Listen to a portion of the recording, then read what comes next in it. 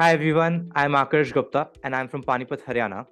I am a BCom Honours graduate from NMIMS University, CA Intermediate, now a US CPA. So during my articleship period, very intriguing about the CPA course, which had caught my eye back in class 12th as well. And then I came across this webinar by Varun sir, which I attended. So at the Delhi office with my team, I made up my mind and enrolled myself in the CPA course. It was back in August 2021.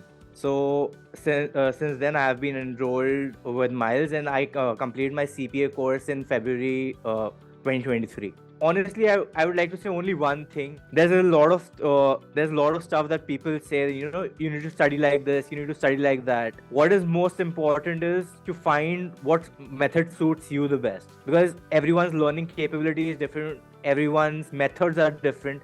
Whatever suits them is different. It doesn't matter whether you're studying 8 hours a day or 10 hours a day or even 3 hours a day.